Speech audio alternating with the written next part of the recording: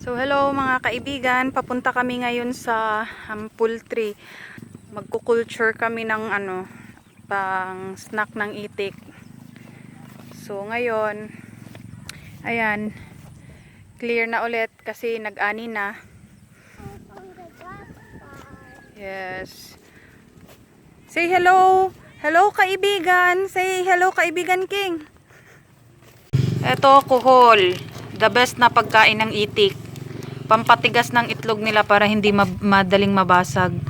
Maganda to pang pasnack. Malaking tipid sa feeds pagka meron ka nito. So ang gagawin namin dito is pararamihin namin siya. Ilalagay namin siya sa kulambo para hindi naman makatakas at makapaminhasa ng mga palay. Madali lang kasing paramihin to at saka madali lang siyang hanapin. Pagka may tubig ang kanal yan, expected na may suso. So maganda tong pagkain ng itik. Kasama ang azola. Update sa azola. Mabilis lang siyang paramihin. Pero dadagdagan na naman namin ito ng pupo. Para tumaba. Dito tayo ngayon sa poultry. Titignan natin yung pagbubuhos ng pagkain ng mga itik. So dati, ang ginagawa, umaga pa lang binubuhos na lahat.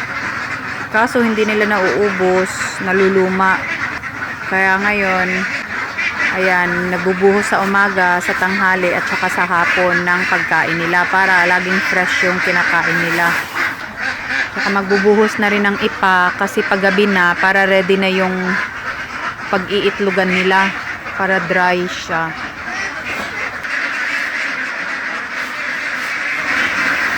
So yan, kibali yung bed nila. Sinisecure yung paitlogan para hindi mabasa yung itlog. Yan ang update sa itik. So, gumanda yung balat nila at gumanda din yung katawan nila. And then, bumalik na yung sigla nila at gana nila sa pagkain. Tapos, ang eggs din nila is tumaas.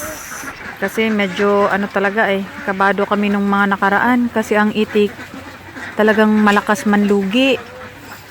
Yung akala nga namin hindi na sila makaka-recover kaya inisip namin na ipastol na lang. Pero tinry muna namin yung Atuvi. Gumanda naman yung performance kaya hindi na namin sila na ipastol. So tuloy-tuloy na dito sila. Tapos yung itlog nila ngayon pataas na ng pataas. So ngayon lang talaga medyo mura pa yung price ng itlog na good. Kasi nga dahil sa pandemic hindi basta-bastang transport ng itlog. Pero buti na lang, dumami yung itlog nila ngayon. Kaya sa mga dyan, try nyo lang yung Atuvi. Maganda. Sa Shopee ko lang siya in order So kibali isang kutsarita yung ilalagay mo sa bawat kilo ng feeds. So ang ginagawa namin, hinahalo siya sa feeds. Every morning lang, isang beses lang kaming naghahalo ng Atuvi sa feeds nila. So, sa mga naglulugon na itik, pwede siya ihalo sa tubig na pang-inom. Maganda siya. Sa experience namin talagang maganda siya. At saka talagang napaka-importante ng tubig sa kanila. Kasi noon ngang nung hindi namin to na-monitor, yung parang inasa lang namin sa nagbabantay, yung mga itik, naubusan ng tubig na pang-inom. Doon sila nasakta ng bongga. Pero ngayon, thank God, naka-recover na sila. Ito yung paliguan nila. So ngayon, tinakpan na, i-convert na siya into purely painuman. So wala na silang paliguan dito sa loob. Wala na silang swimming pool dito sa loob ng poultry. So painuman na lang. So titignan namin kung ano magiging resulta nito sa mga itik. Ayan. So nilagyan lang siya ng harang na bayog. So, purely na lang, inom na lang talaga sila ngayon. Hindi na sila magsiswimming dito sa loob. Kasi this way din, makakatipid ka sa ipa kasi hindi na mababasa yung loob ng poultry. At saka mas okay daw siya sa itik para mas ma-conserve yung energy nila. Instead na gagamitin nila sa pagsiswimming, gagamitin na nilang nila sa pangingitlog. Anyway, titignan pa namin kung ano magiging effect niya sa mga itik.